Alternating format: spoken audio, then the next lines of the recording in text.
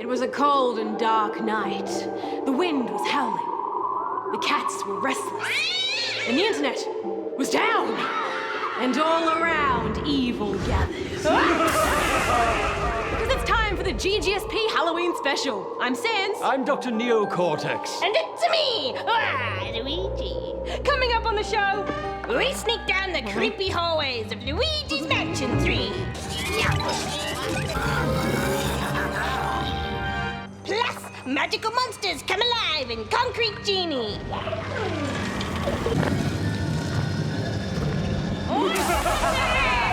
Oh, they still haven't fixed that hole in the roof, have they? Oh, yeah.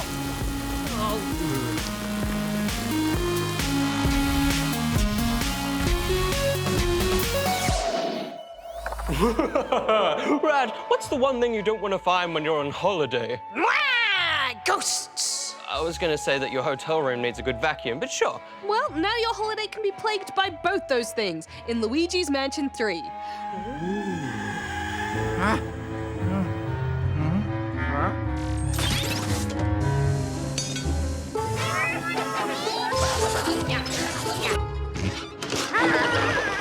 The first Luigi's Mansion was released way back in 2002 on the GameCube and was one of the best-selling titles for the console. After a few 3DS games, the Spooky series now has a new installment for the Switch. But wait, Will, Luigi's Mansion 3? What about Luigi's Mansion 1? In Luigi's Mansion 3, Luigi and the gang prepare for a luxurious holiday together at the Last Resort Hotel, ready for some solid rest and relaxation. But their plans for a getaway change when they have to get away from King Boo, who traps the crew in paintings. You manage to evade capture, but now you must explore the huge mansion to free your friends. And there are a number of tools at your disposal. Your classic Poltergust GOO has both a suck and blow function to let you slurp up ghosts and solve puzzles. You can shoot a plunger at flat surfaces for extra suction power. And there's also a dark light which reveals spooky secrets. And no ghost fighting setup would be complete without a flashlight. You can charge this up for a big strobe and use it to stun pesky ghosts so you can scoop them up. I think overpowered vacuum has to be one of my most favorite tools or weapons in a game ever.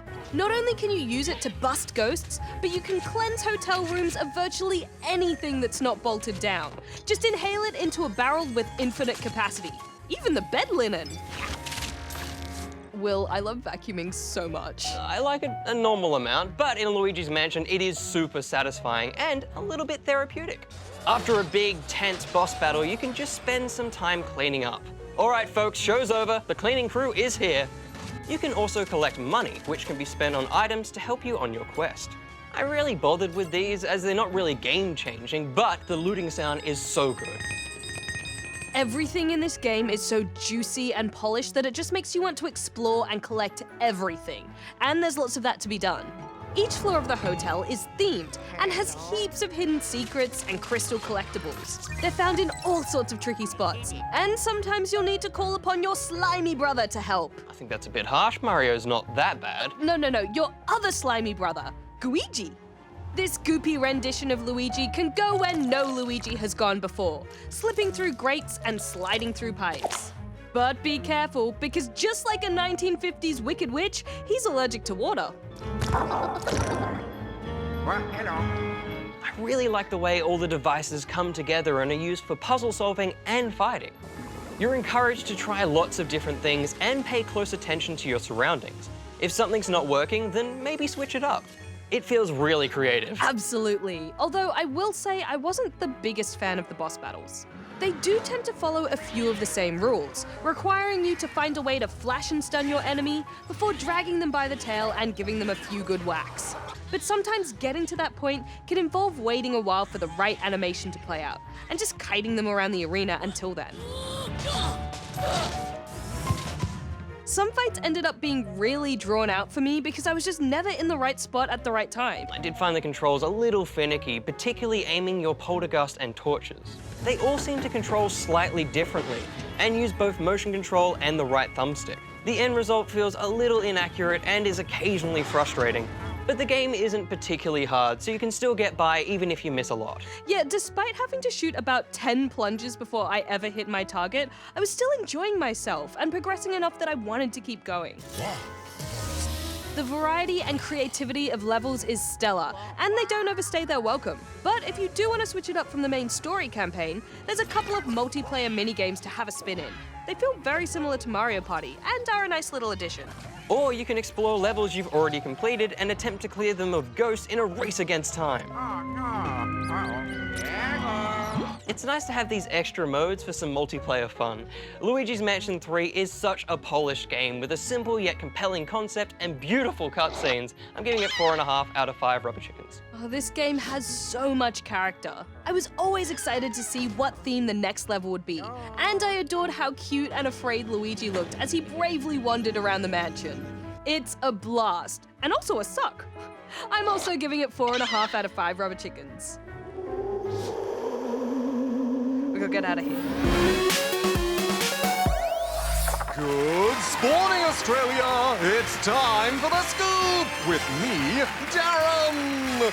My guest this week is an Undertale skeleton known for his quirky quips. Please welcome Sans! Yes, hello! You do know it's me though, right, Darren? Oh, Jem! Of course I knew it was just a costume. Weren't you gonna dress up for Halloween too? I'm saving it for the end of the show. Now get ready to use your brains, because it's time for Darren's Challenge!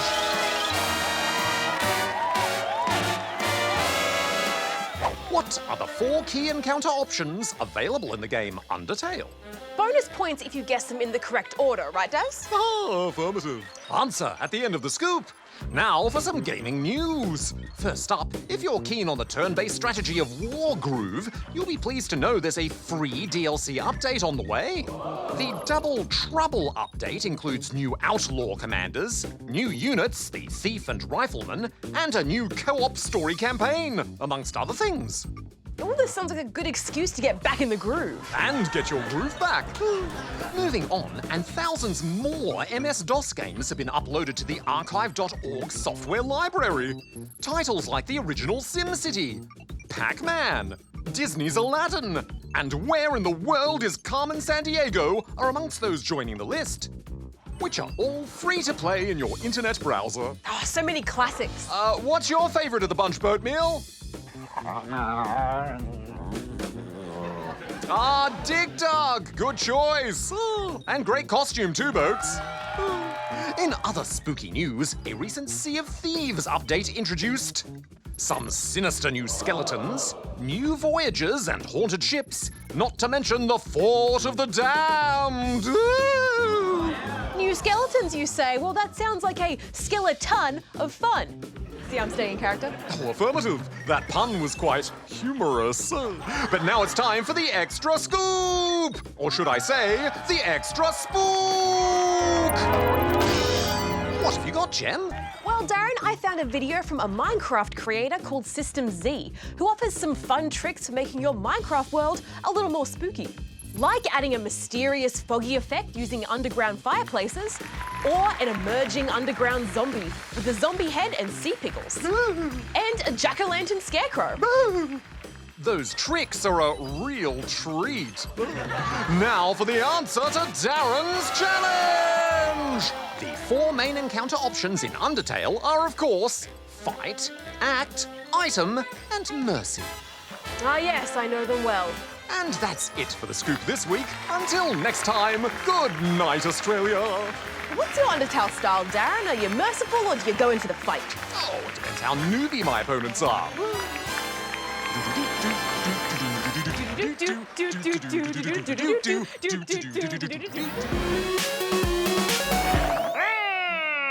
So I've been thinking, Red. Oh no. No, hear me out. I want to decorate the studio, but because I don't have permission to paint on the walls and I don't want us or anyone else to meet the business end of Darren's lasers, I thought we could take this paper and draw some pictures on it and hang them up around the place. What do you reckon? I think you better catch up.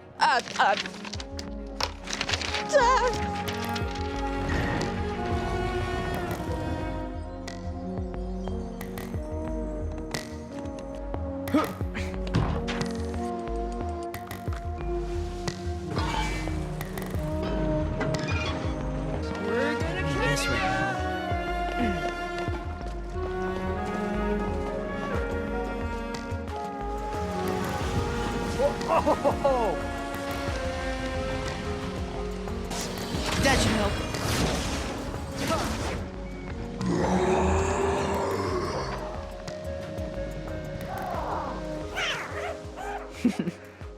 Developed by Pixelopus, Concrete Genie is a PlayStation exclusive title that kicks things off in the rundown town of Denska.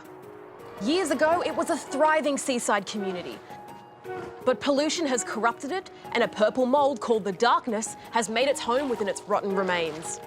It's here we're introduced to Ash, a young artist, just like us. Yeah. Oh, what's this? Your little coloring? Give it back. After an encounter with some stereotypical bullies, Ash's drawings are scattered to the wind, and he's left stranded on the shores of the lighthouse. It's while trying to collect his pages that he meets Luna, one of his drawings come to life. Though maybe not entirely how Ash might have imagined her. Okay, that's not how I imagined you sounding. She's lucky she's so bright and colourful because any rational person would be tripping over themselves to get away from her. Luckily for us, though, Ash isn't one of those people. Yeah, he seems like a bit of a risk taker. And it does pay off, because Luna gives Ash the tool he needs to bring some colour back to the rundown Denska and cleanse it of the darkness.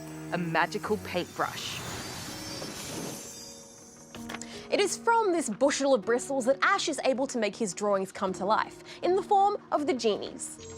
These little critters are fully customizable, and each colour has their own special ability.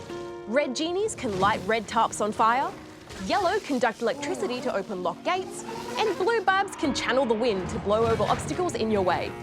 As you explore, they'll request specific drawings, and in return, they'll gift you super paint, which you'll use to cut through the darkness and light up the town. It's all very magical. The game nails that painterly feeling by using the DualShock's motion controls, which allows you to guide your brush with ease. It really makes you feel connected to the brush. You and it fuse together to create masterpieces. And technically, it works really well too. I only ever had to occasionally recenter the controls, which you can do with a single button press. The only issue I had with the controls was when I was climbing. It just didn't feel quite as smooth, and at times was a bit jerky, compared to how well the painting is handled. But the thrill of finding a new canvas to paint on definitely outweighed any complaints I had there.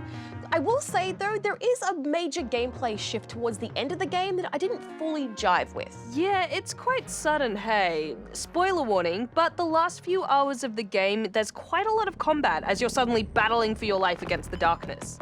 These fights boil down to performing the same few steps for each area you covered in the first half of the game. Wear down the enemy, slowly approach them, then free them from their corruption. I appreciate that they tried something new to shake things up, but the painting was fun. It was enough. I agree, but I'm sure there were people that found the painting repetitive and were happy to have a departure from it. And there are some really good moral takeaways from that half of the story.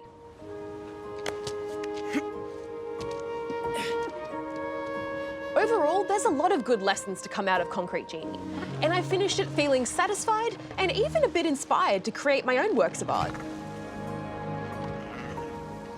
So I'm giving it 4 out of 5 rubber chickens. You know, I haven't played a game quite like this before. It exists in a world all of its own, and that's something to be celebrated.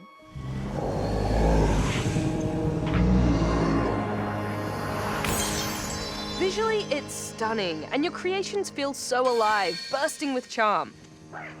I just found the painting so compelling that it was a shame they shifted the focus to underdeveloped combat. I'm giving it 3.5 out of 5 rubber chickens. Okay, that's it we got. Aww.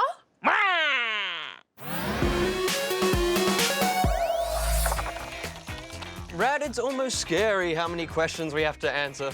Almost, but luckily, I don't scare easily. Ah! Oh, okay, maybe I do. Let's get stuck in with this video question from Kobe. Hi GGSP, Kobe here. Just got 3 questions for you. Alright, 1, in Minecraft, how do you make an ender portal? 2, when is the release date of Disney Infinity 4.0? And 3, what are your favourite Disney Infinity characters? Alright, and Darren, do these. Oh, I'll just get Darren. Aloha! Hi, Darren. Just some emoticons for you to do, please. Ah! Octothorpe! Woo! Thanks, Darren. Great emoting as always. Bye. All right, well, in answer to Kobe's first question about how to make an ender portal or an end portal in Minecraft, well, if you're playing in survival mode, you actually need to find an end portal in a stronghold and activate it with Eyes of Ender rather than making one. But if you're in creative mode, you can certainly make an end portal. To do this, you can search for end portal frame blocks and Eye of Ender, and then grab them for your inventory. Once you have these, you'll have to place them in a very specific way for your end portal to work. That's right. The best way is to make sure you're in the very center of your portal build area and build it around yourself. You can do this by placing 3 portal blocks on each side of you. So you're basically standing in the center of a 3x3 squarish portal shape. Next, place an Eye of Ender into each portal frame block to activate the portal. But it's a good idea to place at least the final Eye of Ender from outside the portal so you aren't immediately teleported to the end.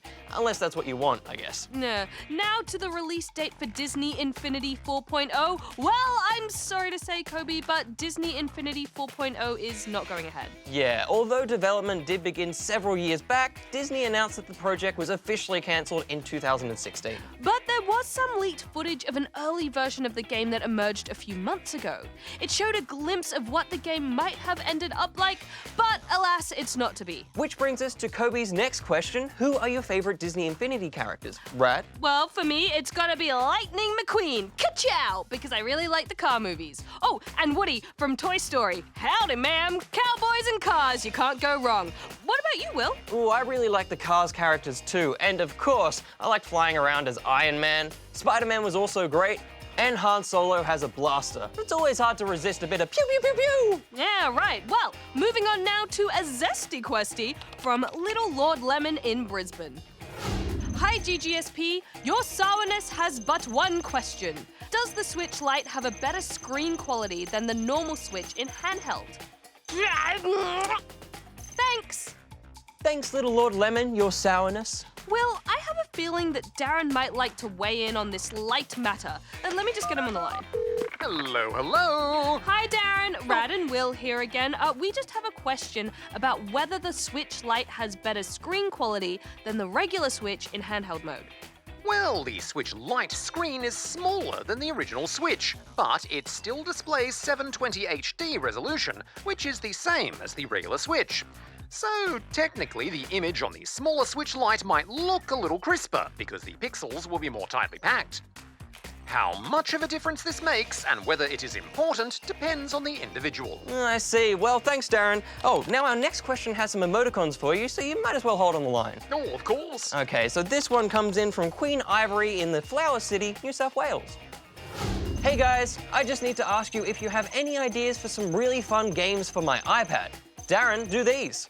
Twinkle, twinkle, twinkle at twinkle, twinkle, twinkle, thanks. Thanks, Darren. Bye. Oh, goodbye. And thank you, Queen Ivory. It must be nice living in the Flower City, unless you have hay fever. Ugh. Right, well, if you're after some fun games for your iPad, some that I find myself coming back to include Plants vs. Zombies 1 and 2 for some solid tower defense and great puns. Or perhaps Mini Metro, where you can plan transport routes. I also quite like Alto's Odyssey and Alto's Adventure. It's worth mentioning the recent Apple Arcade service also has a bunch of different games for the iPad, like Puzzle Platformer Projection First Light, Pinball Wizard and Assemble with Care, or Kooky Golfing in What the Golf, and the parkour antics of Hot Lava, all of which we've reviewed on the show over the past few weeks. Plus, there's some others like Sonic Racing, Lego Brawls, and Cat Quest 2, to name just a few. Oh, and if you like Mini Metro, there's Mini Motorways from the same developer. These are part of the Apple Arcade monthly subscription though, so you'll want to chat to a grown-up about that first. All right, well, it looks like we're fresh out of Ask SP time for this week. If you have a question for us, head here, send it in. And remember, we love video questions, so if you send us one and it ends up on the show, you'll score a GGSP goodie pack. Hey, I just worked out why they're called goodie packs. Because they're good. Oh, well, then we should call ours Grady packs because they're great. Or excellenti packs, fantasti packs, Decenty packs. not bad packs. Don't hate it packs. All right, packs. Oh, Darren, I see you finally got into the Halloween spirit. Well, actually, I've got some real ghost busting to do after the show. I'm testing out a new phantom popping laser. Oh, I want to see! Well, maybe later, because I believe we're all out of spook. Next week on GGSP, we're getting off the couch and going on a ring-fit adventure. Drop your hips. Victory! Plus, GGSP goes to the Penny Arcade Expo, PAX. Oh, PAX was so great! Now, don't forget, we also have more GGSP for you online. Like this week's review of Ghostbusters the Video Game Remastered. You know, we could have used your ghost-busting skills for the review, Darren. Well, next time you know who to call. Until next time, Sans out. Wow, Luigi out! Dr. Neocortex out. Ghostbuster Darren out.